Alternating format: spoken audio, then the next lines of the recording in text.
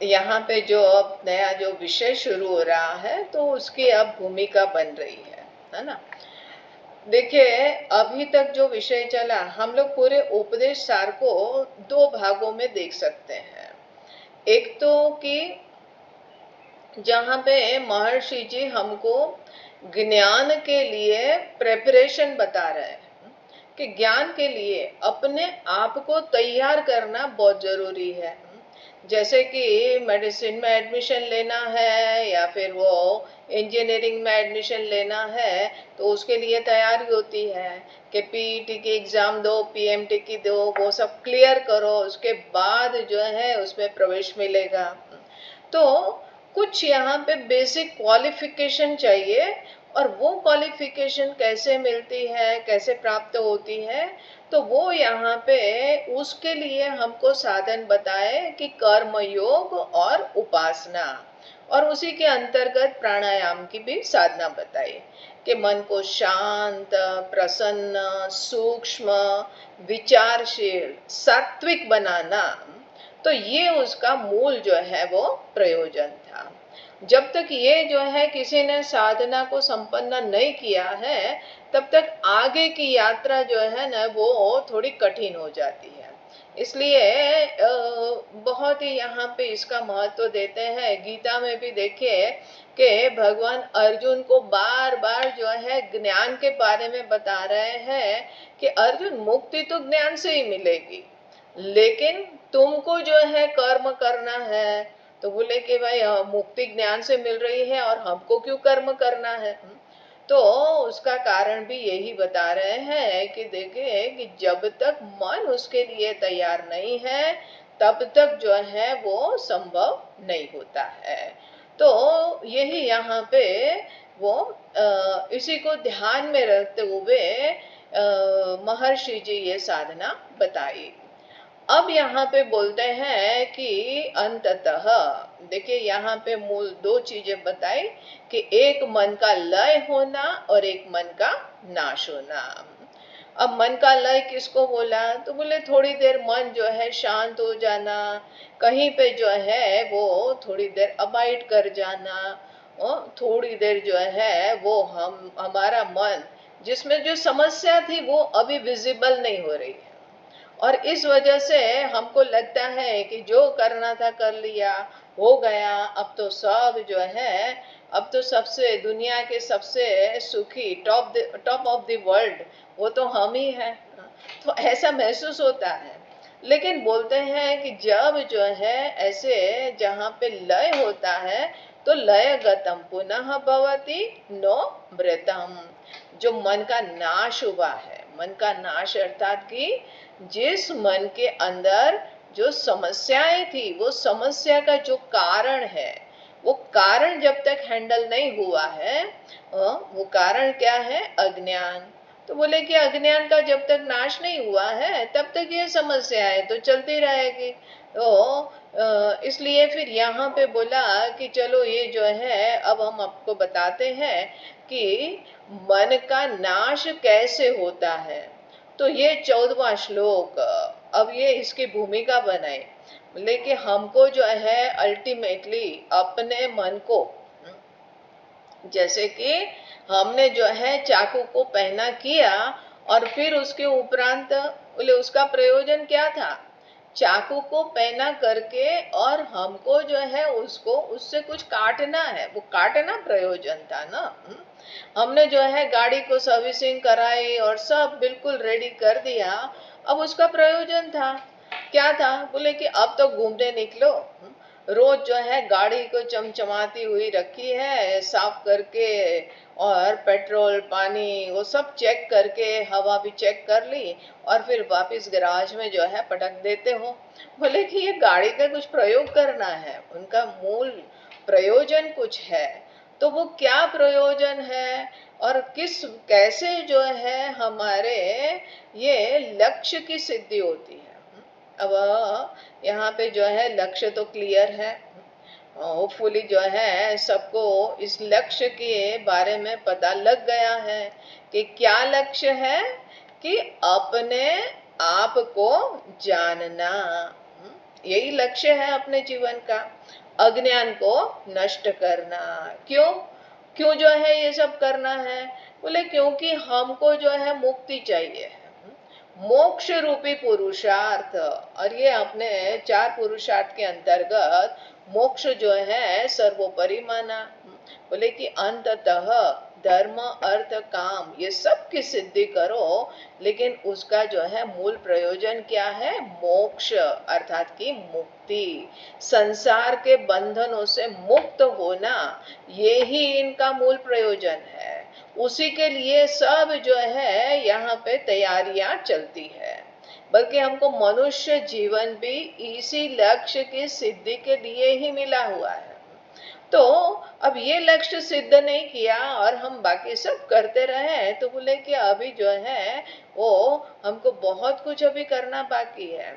नहीं तो अपने भज गोविंदम में शंकराचार्य जी बोलते हैं कि देखो तुमने सब साधनाएं कर ली, कुरुते गंगा सागर गमनम, कि तुमने जो है अनेकों तीर्थ यात्रा कर ली, गंगा सागर की यात्रा कर ली, व्रत परिपालनम अथवा दानम, अनेकों व्रत अनुष्ठान किए, जप तप ये सब कुछ किया, दान पुण्य ये जो कुछ भी जो है शास्त्र में साधना बताई उसका विधि विधान से बड़ा रिलीजियसली तुमने फॉलो किया।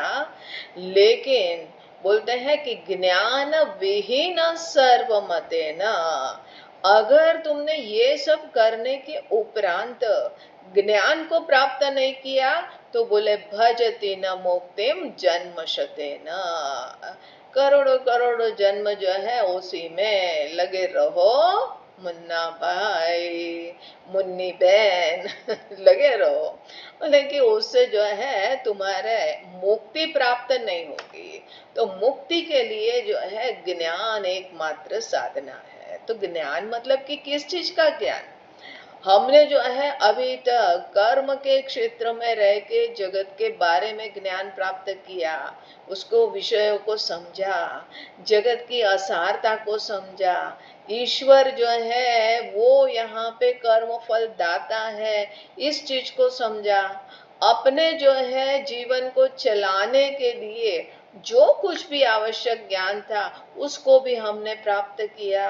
बोले कि हाँ ये सब अनेकों प्रकार के ज्ञान हमने प्राप्त किए, बहुत अच्छी बात है। बाहर के ये सब ज्ञान जो है बहुत आवश्यक है, लेकिन बोलते हैं कि ये सब ज्ञान, ये ज्ञान से क्या फायदा होगा? बोले एक तो हमारा जीवन बहुत अच्छी तरह से चलेगा, नंबर 1। दूसरी बात यह है कि हमारा मन जो है उससे शांत सूक्ष्म और सात्विक होगा, विचारशील होगा, अंतर्मुख होगा। अभी तक जो है बाहर के विषयों का महत्व है और बाहरी जगत में विचरण करता रहता है। तो बोले कि अब जो है अंतर्मुख होके विचार के लिए सूक्ष्म अपने जो है व्यक्तित्व का भिन्न भिन्न आयाम के ऊपर विचार करके अपने सूक्ष्म रहस्यों को जानना, उसके लिए मन तैयार हो गया। तो बोलते हैं कि हाँ अभी जो है तुमने प्राणायाम की साधना कर ली, ये प्राणायाम के माध्यम से तुमने मन को शांत किया, मन को जो है लीन मानसम मन लय को प्राप्त हुआ, ये सब चीजें संभव हो गई। बोलते हैं कि अब क्या करना है? एक चिंतनात्, एक का चिंतन करना है। अभी हम लोगों ने क्या देखा कि बाहर का हमने जो है अभी तक चिंतन किया, बहुत कुछ ज्ञान प्राप्त किया, लेकिन बाहर जो है कितना है? अनेक विषय है। हमने दृश्य के बारे में जाना, अदृश्य पदार्थ कितने हैं? अनेक है। लेकिन यहाँ पे वो सब को जानने वाला जो दृष्टा है, वो दृष्टा कितना है? वो एक ही है, वो हम ही है जानने वाले। तो बोले कि बस इस एक के चिंतन से, एक अर्थात कि अपने स्वरूप के चिंतन से नाशम एति अदह, इस मन का नाश होता है। तो जब तक हमने अपने बारे में विचार नहीं किया है, तब तक हम जो है अपने बारे में जो कुछ भी धारणा है वो धारणाओं को बनाए रखते हैं, कल्पना के जगत में जीते हैं, और इसी तरह से हमारा जीवन जो है ये संसार की गति को प्राप्त होता रहता है। तो यहाँ पे बोलते हैं कि भाई एक का चिंतन करना है, और उसके लिए जिन्होंने अपने आप को समर्पित किया, जिन्होंने एक का चिंतन करके अपने इस रहस्य को, दृष्टा के रहस्य, ये जानने वाला जो है, जो मैं चेतना, लेकिन उसके रहस्य को अगर किसी ने जान लिया तो नाशम एति, जो अज्ञान है उसका नाश हो जाता है।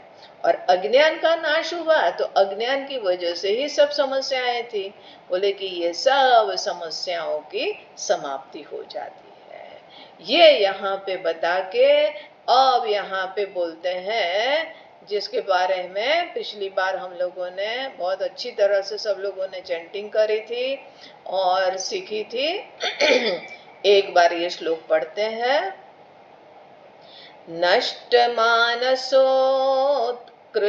योगिनः, नष्ट मानसोत्कृष्ट योगिनः, कृत्यमस्ति किं स्वस्थितिं यताः, कृत्यमस्ति किं स्वस्थितिं यतः। बढ़िया। तो क्या बोलते हैं कि नष्ट मानस उत्कृष्ट योगिनः, जो उत्कृष्ट योगी है, अर्थात कि देखिए एक होता है योगी जो कर्म योगी है, कि जिन्होंने कर्म योग की साधना करी, अपने मन को, मन रूपी मुकुर को उन्होंने स्वच्छ सुंदर बनाया, तो वो कर्मयोगी था। अब ये कर्मयोगी वो भी एक योगी है, जो यहाँ पे अष्टांग योग का आश्रय लेता है वो भी एक योगी है। लेकिन यहाँ पे महर्षि जी किसकी बात कर रहे हैं? उत्कृष्ट योगिनः, जो यहाँ पे उत्कृष्ट अर्थात कि सबसे महान योगी, सबसे महान योगी अर्थात कि जहाँ हम अभी तक जिन योग की साधना कर रहे थे वो सब साधनाएं, जहाँ पे इन सब साधनाओं का जहाँ पे कल्मिनेशन होता है, जहाँ पे उसका पर्यवसान हो गया, अर्थात कि उसके उपरांत अब हमको कोई योग की साधना करनी है, बोले नहीं। योग की साधना के उपरांत अब हमारे लिए कोई साधना बची है, बोले नहीं। इसी को जो है वो कई लोग बोलते हैं, अरे वो तो पहुंचे हुए संत है। अब पहुंचे हैं मतलब कहाँ पहुंचना है भाई? कई बार जो है किसी से बात करो, बोले कि वो फलाने महात्मा जी है ना, बड़े पहुंचे हुए हैं। तो प्रश्न होता है भाई पहुंचे हुए हैं मतलब कहाँ पहुंचे हुए हैं? अब वैसे तो जो बोलता है उनको भी नहीं पता होता है, लेकिन जो है पहुंचे हुए से अभिप्राय है कि जिन्होंने जो कुछ भी करना था वो कर लिया, अब उनके लिए कोई साधना नहीं बची है, उसी को बोलते हैं सिद्ध हो गया। जो हम लोग बोलते हैं ना कि वो सिद्ध योगी, तो सिद्ध योगी का मतलब ये नहीं है कि बाहर की कोई सिद्धियां प्राप्त कर ली। किसी ने जो है किसी के मन को पढ़ने की सिद्धि प्राप्त कर ली, बोले उससे क्या होगा? अरे भाई अपने मन को तो हैंडल कर नहीं पाते हो और दूसरे के मन को जो है तुम देखने, उनको जो है पढ़ने चले हो, उससे तो और समस्या बढ़ती है। अब हम जो है मान लो कि हमारे पास ये सिद्धि हो गई कि आपके मन को हमने पढ़ लिया, हमको पता लग गया आपके मन में क्या चल रहा है, तो जब जो है ये चल रहा हो कि आप हमारे बारे में बहुत अच्छा सोचते हैं, तो हमको तो बड़ी खुशी लगे कि वाह कि ये तो जो है असली भक्त है, ये बहुत अच्छा इंसान है। लेकिन दुनिया में सब तो जो है इस तरह से नहीं सोचते हैं। कोई आपके बारे में नेगेटिव भी सोच रहा होगा, अब आपके सामने बैठ के आपके बारे में कुछ नेगेटिव सोच रहा है, अब आप सेल्फ कॉन्शियस होके आपका टेंशन बढ़ेगा कि आपको खुशी लगेगी? तो ये कभी नहीं सोचना चाहिए कि इस प्रकार की कोई भी जो है मन के धरातल पर की सिद्धियां जो होती है उससे आप सिद्ध कहलाते हैं। वो सिद्धि प्राप्त कर ली तो आपके जीवन का लक्ष्य सिद्ध हो गया। बोले कि हमारे भगवान, हमारे शास्त्र आचार्य ये जो है इसको सिद्धि मानते ही नहीं है, बल्कि जहाँ पे पतंजलि ऋषि अष्टांग योग उसमें जो है योग दर्शन में जहाँ पे बताते हैं कि ये साधना प्राणायाम की साधना और वो जो कुछ भी अष्टांग योग के माध्यम से, लेकिन उससे जो सिद्धियां प्राप्त होती है, बहुत प्रकार की सिद्धियां होती है। तुम जो है सूक्ष्म शरीर से जो है दूसरे लोक में जा सकते हो, तुम किसी का मन पढ़ सकते हो, यहाँ तक कि पानी पर चलने की, उड़ने की, और ऐसी भी अनेकों सिद्धियां अनेकों योगी जो है वो प्राप्त करते हैं। बोले कि ये सब सिद्धियां वो खुद ही बोलते हैं कि ऐसी सिद्धियां हो सकती है, लेकिन उसके चक्कर में मत पड़ना। अगर तुमने जो है इन सिद्धियों को उसी में उलझ गए तो तुम्हारी आगे की यात्रा जो है वो स्थगित हो जाएगी, तो मुक्ति को प्राप्त नहीं करोगे। इसीलिए जहाँ पे समुद्र मंथन की घटना बताई गई, प्रसंग आता है तो बोले कि समुद्र मंथन में अनेकों जो कुछ भी रत्न प्राप्त हुए, वो रत्न क्या है कि हमारे ही मन के अंदर मंथन से अनेकों जो है सिद्धियां होती है। आपने जो है जो संकल्प किया वो संकल्प की पूर्ति हो गई, अब ये भी एक सिद्धि है। बोले ऐसी अनेकों सिद्धियां प्राप्त होती है। बोलते हैं कि लेकिन वहां पे क्या बताया गया, बोले कि जो कुछ भी रत्न प्राप्त होते हैं, अगर वो रत्न को ही उसी को जो है वो सजोने में, उसी को प्राप्त करने में, उसी में तुम उलझे रहे, तो समझो कि आगे जो तुमको यहाँ पे अमृत कलश मिलने वाला है वो नहीं मिलेगा, उससे तुम वंचित रह जाओगे। बोले कि बस यही बात यहाँ पे है, बहुत सारी सिद्धियां प्राप्त हो सकती है, लेकिन बोलते हैं कि उससे तुम सिद्ध नहीं होंगे। तो फिर क्या करना है, बोलते हैं कि यहाँ पे जिसको सिद्धि के जिसको सिद्ध करने पर तुम उत्कृष्ट योगी, अर्थात कि योग की पराकाष्ठा जो होती है, लेकिन वो जो सिद्धि होती है तो उसको कहा नष्ट मानस, के मन का नाश होना। और मन का नाश का मतलब क्या होता है, क्या अभिप्राय है? मनोनाश, अर्थात कि मन के अंदर जो संसार का कारण अज्ञान था, वो अज्ञान जो है वो नष्ट हो जाता है। अब अज्ञान नष्ट होगा तो क्या होगा, उससे क्या फायदा? अभी भी तो हम दाल रोटी खा रहे हैं, बल्कि क्या दाल रोटी क्या, हम तो रबड़ी मलाई खाते हैं और बड़े आराम से रहते हैं, हमको कोई प्रॉब्लम नहीं है, अच्छी तरह भोग लेते हैं। शरीर को स्वस्थ करो और उससे जो है कितने प्रकार के भोग आप भोगने में सक्षम हो जाते हैं। बोलते हैं कि ठीक है, ये सब एक चीज है, लेकिन देखिए कि जब अज्ञान के रहते अपने बारे में क्या समझ होती है, अज्ञान किसका है? अपने बारे में। हम अपने आप को नहीं जानते हैं। मैं कौन हूँ मुझे मालूम न था, बस यहाँ पे यही समस्या थी कि मैं जानता नहीं कौन हूँ। हम क्या है, कौन है, नहीं जान रहे हैं, और इसलिए अपने आप को क्या समझ रहे हैं? जब नहीं जानते हैं तो फिर अपने बारे में कुछ न कुछ धारणाएं, कोई न कोई कल्पना होती है। और वो क्या कल्पना होती है? हम तो जो है अपूर्ण है, हम संकुचित है, क्योंकि बुद्धि के अंदर जो मैं भाषित हो रहा है उसी को हम सत्य मान लेते हैं। और फिर जो है बुद्धि की सीमाओं से हम सीमित है, वो उनकी जो लिमिटेशन है वो हमारी लिमिटेशन है, अर्थात एक हम अपूर्ण जीव, वो यहाँ पे अज्ञान की वजह से पैदा हो गया। अब जहां अपने बारे में अपूर्णता का निश्चय हुआ तो अपने अंदर जो है एक भोक्तृत्व उत्पन्न हुआ, भोक्तापना। कैसा भोक्तापना? बोले कि अपूर्ण है। अब ये अपूर्णता, अपने अंदर जो कमी है वो हमको बहुत ही बेचैनी देती है, हमको स्थिर रहने नहीं देती है।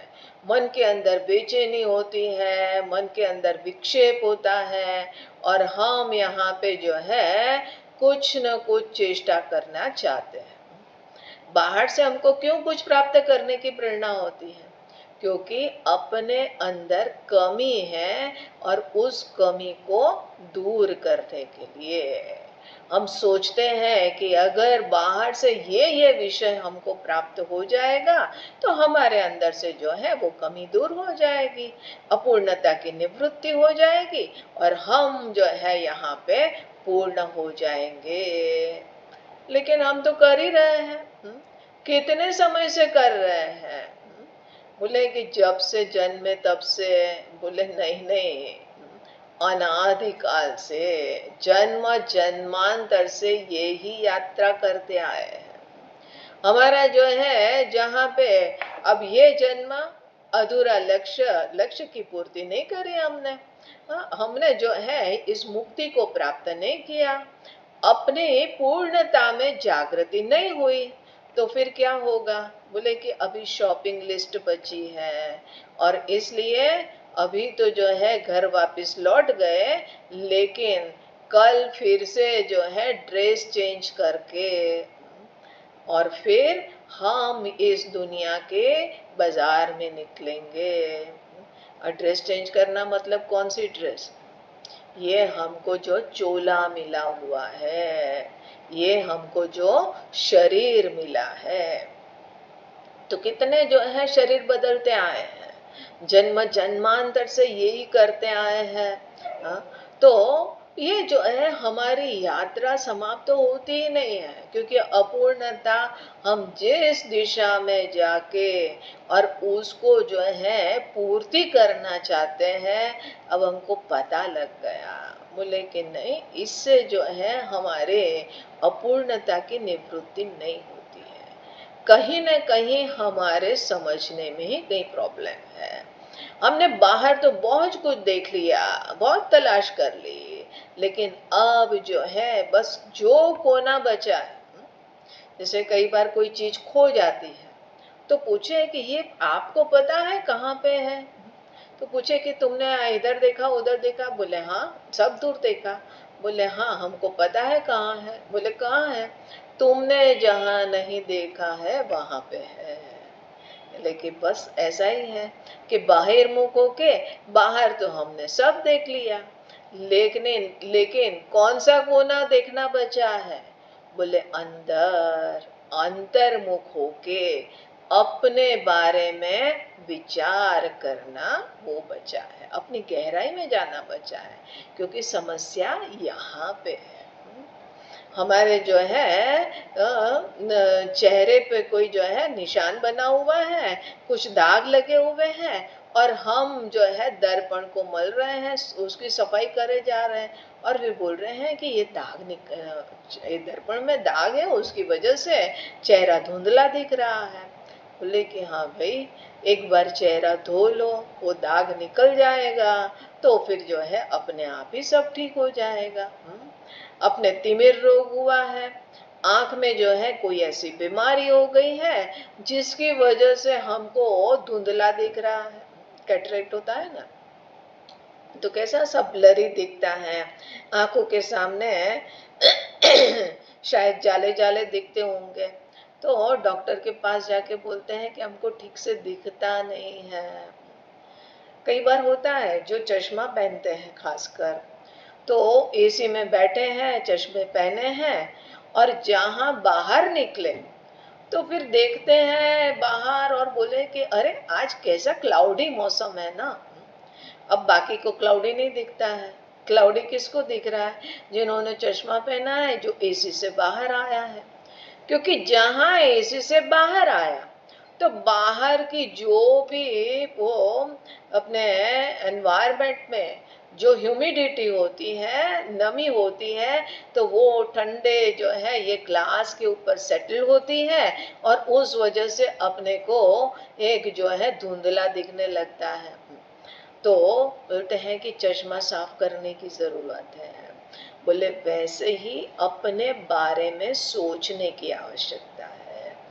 अपने बारे में जहां विचार किया, उसी को पिछले श्लोक में बताया ना, एक चिंतनात्, एक का चिंतन, अर्थात कि अपने बारे में विचार करके अपना जो अज्ञान था उस अज्ञान को नष्ट किया, खत्म किया। अब ये कैसे होता है उसकी आगे चर्चा, वही विषय प्रारंभ हो रहा है। इसीलिए हमने विशेष रूप से बताया कि विषय अब सूक्ष्म धीमे धीमे होता जा रहा है। अगर मिस किया तो फिर आगे कनेक्ट नहीं कर पाएंगे, इसलिए बहुत आवश्यक है कि उसको जो है ध्यान से श्रवण करें। तो नष्ट मानस, जिनका जो है ये अज्ञान, और अज्ञान की वजह से जो एक अपना व्यक्तित्व, एक इंडिविजुअलिटी बनी हुई थी, ये मन के अंदर ही बनी हुई है, बोले कि वो नष्ट हुआ। तो बोलते हैं कृत्यमस्ति किम, उसके लिए क्या करने को रह गया? आप लोगों ने सुना होगा कृत कृत्य, कि ये तो जो है बड़े कृतकृत्य हो गए। बोले कृतकृत्य का मतलब क्या है? कि जिन्होंने कृतम, जो कृत्य, जो कर्तव्य था, जो करने योग्य था जीवन में, उनको लग रहा था कि ये भी करने योग्य है, ये करने से ये सफलता हो जाएगी, इससे करने से पूर्णता मिलेगी। बोले कि ये सब कृत्य को कर लिया। वो कर लिया तो बोले कि अब जो है कुछ करने को बचा? बोले कुछ नहीं। लेकिन कर क्यों रहे थे? किस चीज के लिए कर रहे थे? ये सब करने के पीछे हमारे अंदर क्या प्रेरणा थी? कुछ भी करना चाहते हैं तो पीछे प्रेरणा क्या है? बोले प्रेरणा यही है कि हम जो है अपनी अपूर्णता से फ्री हो जाए, हमारी अपूर्णता समाप्त हो, हम पूर्णता में जग जाए, हमारे अंदर कोई कमी न बचे। बस इसी के लिए हमको कुछ न कुछ करना पड़ता था। या तो कुछ न कुछ करने के माध्यम से बाहर के जगत से कुछ अचीव करना था, या अपनी भिन्न भिन्न साधनाओं के माध्यम से हम अपने अंदर जो है शांत, संतुष्ट, प्रसन्न और इस तरह से होना चाहते थे। तो करना पड़ रहा था ना। आज हमको कोई ना कोई साधना करनी है। कब तक करनी है? तब तक करनी है कि जब हमने अपनी पूर्णता को जान नहीं लिया, अपनी पूर्णता की अवस्था में जगने गए। तो आचार्य महर्षि जी बोलते हैं कृत्यमस्ति किम स्वस्थितिम यतः। यतः, यतः माने क्योंकि, स्वस्थितिम अर्थात कि अपने स्वस्थता को प्राप्त हो गए। और स्वस्थता का मतलब क्या है? बोले एक तो शारीरिक स्वस्थता थी, वो हमने प्राप्त कर ली। बोले यहाँ पे शारीरिक स्वस्थता प्रयोजन नहीं है।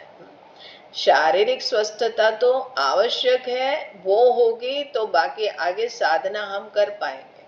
शारीरिक स्वस्थता की इसलिए भी आवश्यकता है कि हम जो है थोड़ी देर अपने शरीर से फ्री हो सके, और इसलिए भी शारीरिक स्वस्थता अपेक्षित है। नहीं तो जो है दांत में दर्द हो और फिर बोले कि हाँ आज का विषय सूक्ष्म है, जरा श्रवण करना, तो फिर बैठ तो जाएंगे, लेकिन हमको वेदांत के बदले हमारा दांत, स्वदांत दिखेगा। हम उसी दांत में उलझे हुए हम कुछ श्रवण नहीं कर पाएंगे। तो इसलिए शारीरिक स्वस्थता आवश्यक है। लेकिन शारीरिक स्वस्थता का मतलब क्या है? स्वस्थता, स्वस्मिन स्थिति, अर्थात कि उनके जो भी पैरामीटर्स है वो सब अपने, वो बिल्कुल परफेक्ट हो। हमारी शुगर भी जो है उसी रेंज में हो, न बढ़े न जो है कम हो। हमारा ब्लड प्रेशर भी जितना होना चाहिए उतना है। हमारे जो है वो हार्ट भी जो है वो बिल्कुल स्वस्थ है, उसमें कोई समस्या नहीं है। हमारा लीवर भी जो है बिल्कुल स्वस्थ है। हर हमारा अंग, किडनी भी बराबर फंक्शन कर रही है। तो बोलते हैं ना कि शरीर स्वस्थ है, कि उनके जो पैरामीटर्स जो नेचुरली होने चाहिए उसके अनुरूप है। बोले वैसे ही यहाँ पे स्वस्थिति का मतलब कि जो हमारी मूल अवस्था है, हमारा मूल स्वरूप है। क्या स्वरूप है? पूर्णता। हम ही जो है पूर्ण स्वरूप, जिसको ब्रह्म कहा, जिसको सच्चिदानंद कहा, जिसको शिव कहा, चिदानंद रूपा शिवोहम शिवोहम। या अपने महावाक्य बोलते हैं कि अहम ब्रह्मास्मि। ये जिन्होंने जान लिया, इसी को बोलते हैं स्वस्थता। अपने स्वस्वरूप में स्थिति हो गई। आज हमारी स्वस्वरूप में स्थिति नहीं है। हम कभी जो है बुद्धि में आके बैठते हैं, अर्थात कि घर छोड़ के हम बाहर ही भटक रहे हैं। जब बुद्धि में बैठे होते हैं तो फिर सोचते हैं कि हमारे अंदर ये ज्ञान की कमी है, वो ज्ञान की कमी है, ये प्राप्त कर लो, वो प्राप्त कर लो, इसको जो है अचीव कर लो। अब ये जो है बुद्धि के अंदर, मन के अंदर आके बैठते हैं तो हमारे भावनात्मक उथल पुथल चलती है, जहाँ पे जो है हम अपनी भावनात्मक संतुष्टि चाहते हैं, और सबके इन एंड थ्रू हम अहम की संतुष्टि चाहते हैं। तो बोले कि ये अहम की संतुष्टि के लिए हम बाहर भटक रहे हैं, दुनिया में भटक रहे हैं। यहाँ पे बोला स्वस्थिति, अर्थात कि हम जो भी है हमने देख लिया, हमने जान लिया, जो शास्त्र के द्वारा प्रतिपादित हमारा जो अपना स्वरूप है, हमने इस स्वरूप में हमारी जागृति हो गई। तो बोलते हैं कि बस ये स्वस्थता, अब स्वस्थ हो गए। उत्कृष्ट योगी होने का मतलब अपने स्वस्वरूप में स्थित हो गया। बोले कि अब जो यहाँ पे पूर्णता में जग गया, उनके लिए कृत्यमस्ति किम, अर्थात कि कौन सा कर्तव्य है? अभी कुछ करना शेष है? बोले कि अब कुछ करना शेष नहीं है, क्योंकि करने के माध्यम से हम कुछ बाहर ही अचीव करना चाहते थे, उसके माध्यम से अपने अहम को संतुष्ट करना चाहते थे। लेकिन अब यहाँ पे आवश्यकता नहीं है, क्योंकि हम तो पूर्ण हैं। जब आपका पेट भरा हो तो फिर आपको कोई जाके खाने के लिए कुछ ढूंढने की आवश्यकता है, फ्रिज खोलने की जरूरत है? बोले कि नहीं, पेट भरा हुआ है, अभी कोई जरूरत नहीं है। हाँ, तो भी कर सकते हैं। क्यों कर सकते हैं? आप जो है दूसरों के लिए कर सकते हैं। तो देंगे कि कृत्यमस्ति, अर्थात कि अपने लिए अब कोई संकल्प नहीं है, अपने लिए संकल्प नहीं है, और इसलिए कर्तव्यता की तरह से उनको यहाँ पे कुछ भी नहीं करना है। एक होता है कर्तव्य और दूसरा होता है प्रेम की अभिव्यक्ति। एक जो है हम लोग आश्रम में सब लोग अपना अपना सेवा करते हैं। तो एक बार कोई जो है वो बाहर से आए भक्त। अब उनको लगा कि आश्रम में स्वामी लोग हैं तो सब काम धंधा, कोई काम काज करते नहीं होंगे, बस बैठ के पढ़ाई ही करते रहते होंगे। अब उनके मन में ये नोशन था। तो उन्होंने आके देखा कि सब लोग कुछ ना कुछ सेवा कर रहे हैं, और उसमें भी जो है वो एक स्वामिनी जी, वो कुछ सिलाई वो फट गई थी तो उसको सिल रही थी। तो बोले आप क्या कर रहे हैं? बोले कि अरे हाँ, ये फट गया है तो सिलाई कर रहे हैं। बोले हाँ देखो, सब कुछ छोड़ने के बाद कुछ करना तो पड़ता ही है, आप लोगों को भी करना पड़ता है। अब गुरु जी के लिए भोजन बना रहे हैं, हाँ देखिए आपने सब कुछ छोड़ दिया, लेकिन जो है अब किचन छोड़ता थोड़ी है, वो भी तो आपको करना पड़ता है। उनको समझाया कि देखिए करना पड़ता है, कोई बाहर से हमको दबाव नहीं है, कोई अंदर से कोई जो है कोई कंपेल नहीं कर रहा है कि करो, कोई विधि निषेध नहीं है। और इसीलिए जो कर रहे हैं तो करने में कोई चेष्टा नहीं है, कोई प्रयास नहीं है, करने में कोई ऊपर से दबाव नहीं है, और इसलिए कोई थकान नहीं है। कर रहे हैं, बोले कि ये तो हमारे प्रेम की अभिव्यक्ति है। अब माँ जो है संतान के लिए करती है तो वो क्या है, एक वात्सल्य की अभिव्यक्ति है ना। अब जब वात्सल्य प्रेम की अभिव्यक्ति होगी तो वहां पे वो माँ को थोड़ी बोझा लगता है। एक जो है वो प्रसंग सुना था कि एक बच्ची वो पहाड़ चढ़ रही थी, बड़े जो है सीढ़ियां थी और अपने वही पहाड़ के इलाके की ही रहने वाली थी, तो उन्होंने पीछे जो है पिट्टू में अपने छोटे भाई को बिठाया हुआ था और वो जो है वो पहाड़ चढ़ रही थी।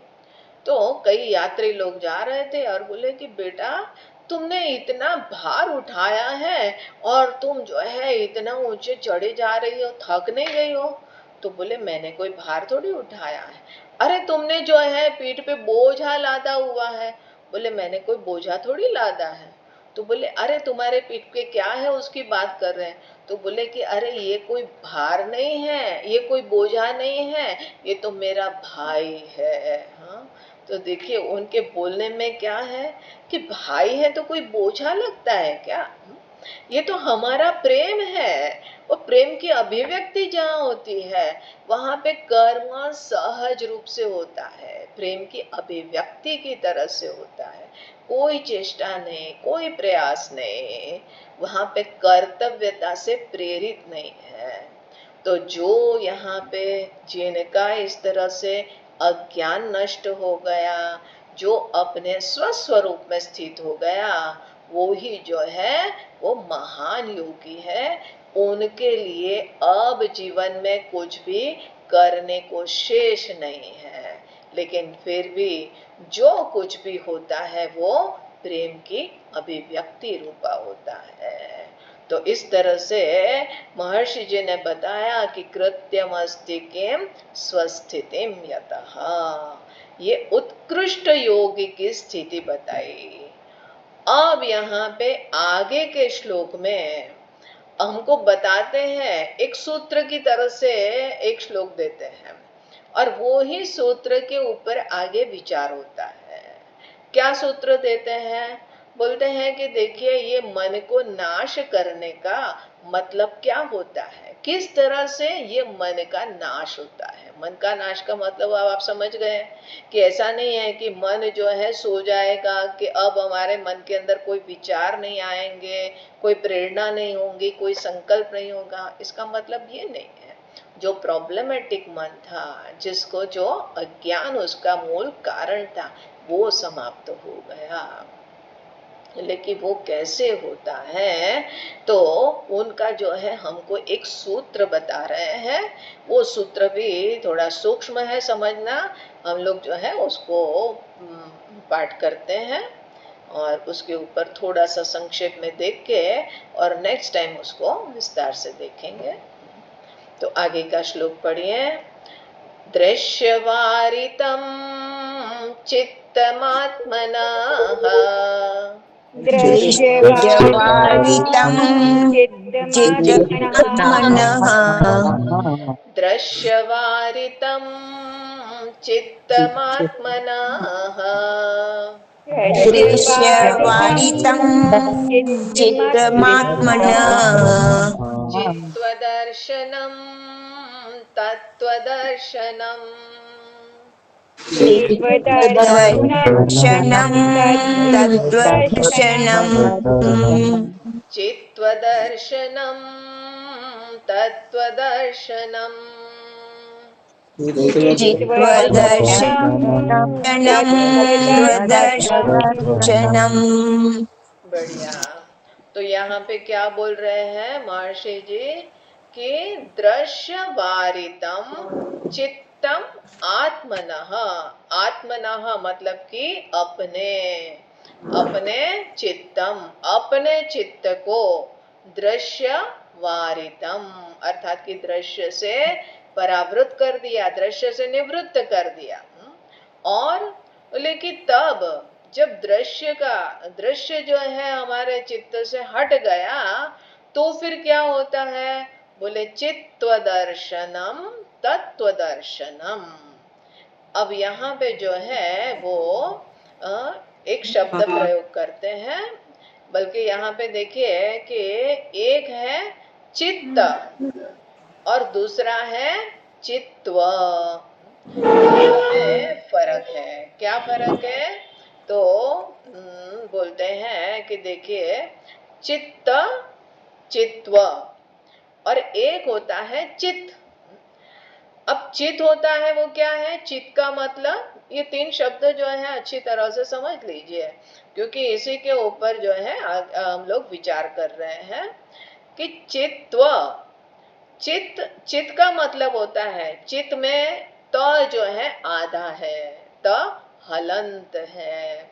जैसे यहाँ पे म में म हलंत है ना, तो हम लोग क्या बोल रहे हैं? दर्शनम, म आधा।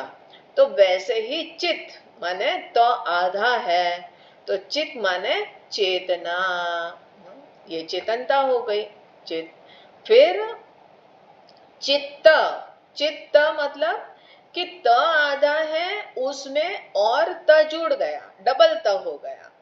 वो जोड़ाक्षर, खाली चित्त नहीं है, चित्त प्लस त, तो चित्त। और चित्त का मतलब क्या होता है? चित्त अर्थात कि हमारा मन। और फिर कहा चित्व। अब चित्व क्या होता है? अब जैसे जो हम लोग देखे कि गाय, अब ये गाय है तो गाय के अंदर गायपना जो है उनको बोलते हैं गोत्व। जैसे माँ है तो माँ के अंदर जो माँ की एक स्वाभाविक जो वृत्ति होती है तो उसको हम लोग क्या बोलते हैं? मातृत्व, पितृत्व। शिष्य भाव से कोई युक्त है तो क्या बोलेंगे? शिष्यत्व। इतना समझ गए आप लोग? खाली गर्दन हिला दीजिए। तो चित्व, उसी तरह से चेत्व अर्थात कि चेतन स्वरूपता। जैसे गाय स्वरूपता, मातृ स्वरूपता, ऐसे चेतन स्वरूपता। तो ये तीन शब्द हो गए। कौन कौन से हुए? चित्त, चित्त और चित्व। अगर समझ में नहीं आया हो तो जरा हैंड रेस कर देना तो हमको पता लगे। समझ रहे हैं ना आप लोग? हाँ कि ना? हाँ हाँ। अच्छा, ओके ओके। हाँ जी। तो एक बार और बताएं? ठीक है। चित माने त हलंत, तो त माने चेतना, चेतन स्वरूप तत्व जो है, मूल तत्व, तो उसको कहा चित्त। चित्त नहीं, चित्त। त जो है बोल के छोड़ देना है, चित्त। ये स्पष्ट है? जैसे सच्चित आनंद, उसमें जो चित्त है उस तरह से। फिर चित्त, तो क्या हुआ? त में और त जुड़ गया, चित्त में त और जुड़ गया तो क्या हुआ? चित्त। ये समझ गए? ठीक है। और चित्त का मतलब क्या है? मन। और चित्व, अब चित्व को समझने के लिए ही यहाँ पे आगे की सब कहानी है। तो बोलते हैं कि जब आपका मन दृश्य से परावृत हो गया, दृश्य से विमुख हो गया, तो क्या होता है? चित्व दर्शनम, अर्थात कि चेतन स्वरूपता का दर्शन होता है। और जो चेतन स्वरूपता का दर्शन हुआ उसी को बोलते हैं तत्व दर्शन, अर्थात कि अपना जो मूल तत्व है, जो परमात्म तत्व, जो सच्चिदानंद तत्व, जो ब्रह्म तत्व, उसका दर्शन, अर्थात कि स्वरूप दर्शन। ये अगर आपको हो गया, बोले कि बस यही जो है उत्कृष्ट योगी का लक्षण है। तो ये होपफुली आप इतना समझ गए होंगे। तो अब इसको, ये श्लोक जो है अब विचार का विषय है। ये कौन भाई, जरा अपने माइक को म्यूट रखिए, बीच में ओम का उच्चारण हो रहा है। ठीक है, हाँ। तो इस श्लोक के ऊपर जो है अभी तो हम लोगों ने मोटा सा अर्थ शब्दों को ही समझा है। अब उनका मूल रहस्य समझना है, और जिसका जो है आगे ये यहाँ पे हमको की कोड दिया है, और उसी की कोड से आगे फिर हमको वो और गहराई में जाके और छानबीन करनी है। एक बार तिजोरी खुल जाएगी, और तिजोरी खुल गई मतलब कि आपने गुफा में प्रवेश कर दिया। उसके उपरांत अब जो है गुफा के अंदर कहाँ पे बैठे हैं, बोले कि वो बस ढूंढना है। मुँह को कहाँ ढूंढे रे बंदे, मैं तो तेरे पास, बोलना तो कॉम्प्रोमाइज है, पास कहाँ, बोले कि मैं ही तो हूँ। तो ये बात जो है तब दिखती है। तो ये श्लोक जो है उसके ऊपर फिर हम लोग अगली बार जो है गहराई से विचार करेंगे। तो आज यहीं पे रखते हैं, और अब जो है थोड़ी देर हम लोग ध्यान करते हैं। हरिओम। अब आप लोगों को याद होगा पिछली बार हमने कुछ स्टेप्स बताए थे।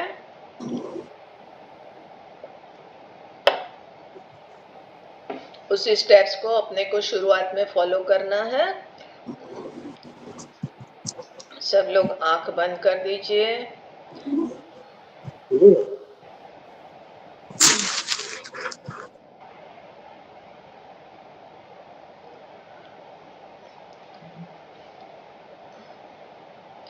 आंख बंद करके अपने शरीर को पूरा स्थिर रख के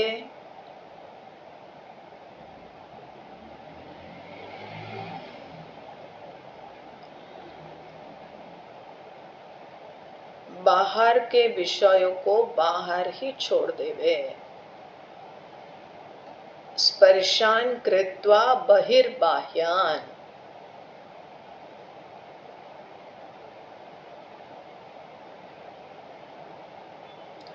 मन के अंदर कोई विषय की एंट्री ना होने पाए।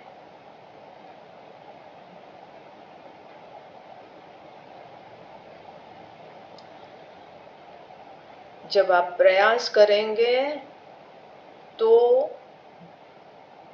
विषय जबरदस्ती प्रवेश करने का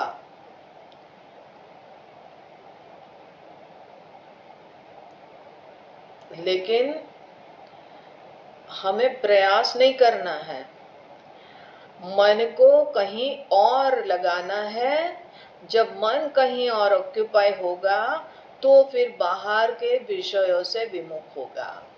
तो इसलिए अब अपने जो है सांस की गति को देखना है। उसके लिए शुरुआत में सांस को गहरी लेके छोड़ना हो तो वो जो है प्रक्रिया कर लेवे।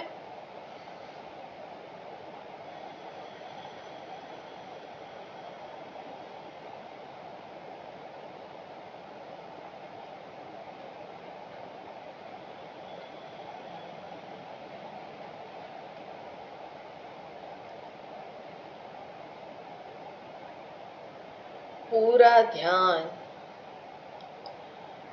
जो सांस ठंडी वायु, शीतल वायु अंदर प्रवेश कर रही है, और धीमे धीमे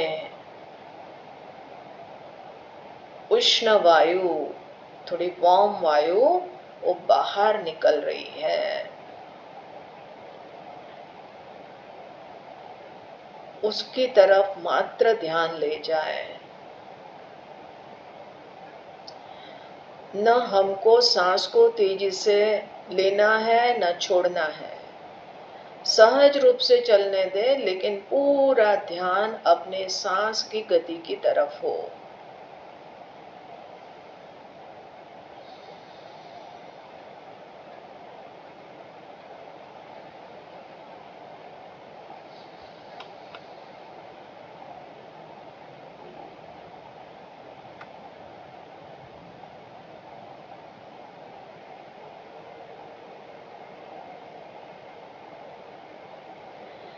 आप पूरे वर्तमान क्षण में उपलब्ध हो गए हैं।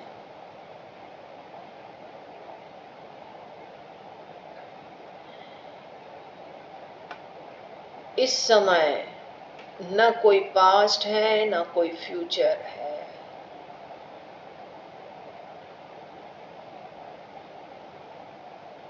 आप और आपकी चल रही सांसें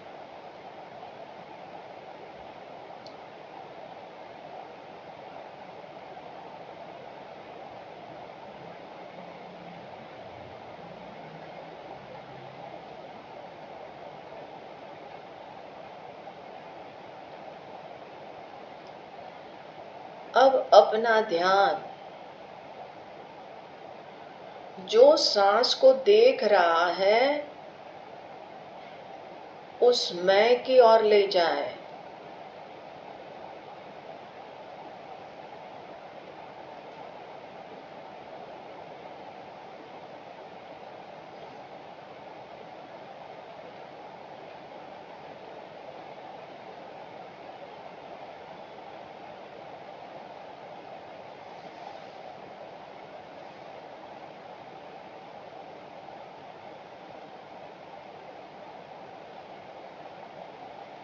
अंततः हमें इस मैं के ऊपर विचार करना है और इसलिए मैं से कनेक्ट होना, उसके कॉन्शियस होना, ये महत्वपूर्ण पड़ाव है।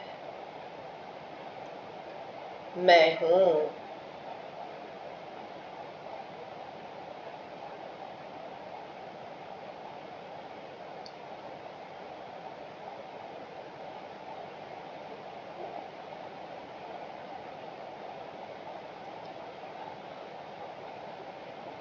मैं क्या हूँ, ये सोच हमको फिर बाहर के जगत में ले जाता है।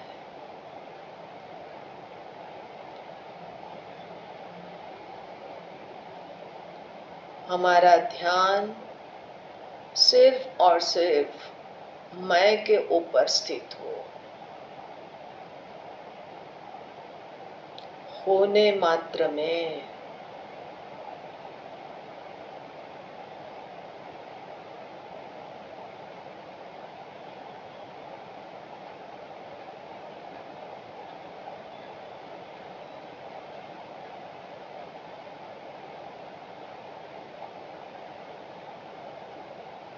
जैसा भी है, अधूरा है, शांत है, संतुष्ट है, जैसा भी है, उस मैं में स्थित रहे।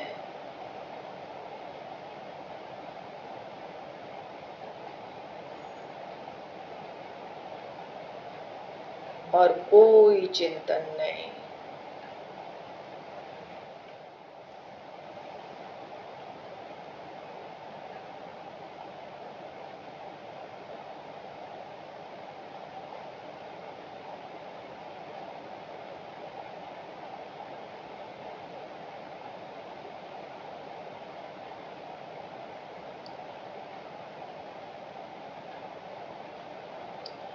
मन बाहर भागने का प्रयास करेगा, लेकिन फिर से अपना ध्यान सांस के ऊपर केंद्रित करके और फिर सांसों को देखने वाले मैं की ओर ले आए। सतत अभ्यास से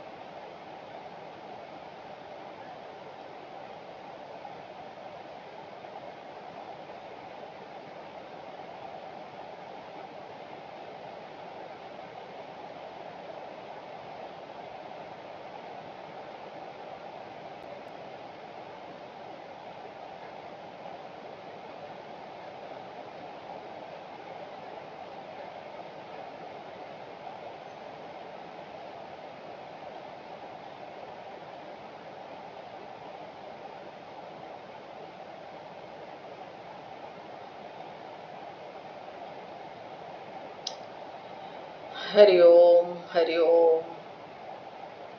नमः पार्वती पतये हर हर महादेव हर। तो ये जो हम लोगों ने अभ्यास किया, इसको आप कंटिन्यू करिए पूरा हफ्ता भर। इसको जो है बहुत अच्छी तरह से अभ्यास करिए और उससे जो है हमको आगे अपनी गहराई में जाने का एक बहुत ही सुगमता हो जाएगी अपने बारे में विचार की। तो अभी आप लोगों ने जो अभ्यास किया, तो आप लोगों को उसमें कोई कठिनता महसूस हुई कि ये स्टेप से जाने में? नहीं स्वामी जी। जो भी जो है अपने अंदर कुछ उसमें जो भी कठिनता होती है, हो सकता है कुछ नींद आ जाए, ये एक संभावना रहती है। क्योंकि हमने आज तक मन को शांत किया है सिर्फ सोने के लिए, तो ये एक संभावना होती है, लेकिन हमको मन को फिर से जगाना पड़ेगा। और उस वक्त मन अगर नींद आए उस वक्त तो तेजी से सांस लेके छोड़ना शुरू करिए, गहरी सांस लेके और छोड़िए, तो उससे जो है मन थोड़ा एक्टिव हो जाएगा और फिर जो है उनको वापस सांस की गति को नॉर्मल करके और उसमें स्थित करिए। तो एक एक स्टेप अपने को अंदर जाना है। अंदर जाना है मतलब आँख को उल्टा नहीं करना है, नहीं तो चंपा बोले कि उलट बहे मेरे नैनन की, तो मैं तो उल्टा देख रही हूँ। तो ये जो है वो इसी क्रम से अपने को जाना है। और यही जो है वो सभी आप जब कर रहे हो, कुछ और अनुष्ठान कर रहे हो, उसके लिए भी जो है इसी क्रम को आप फॉलो करिए, तो बहुत ही बेनिफिशियल रहेगा। तो इसके साथ हम लोग आज जो है यहाँ पे समाप्त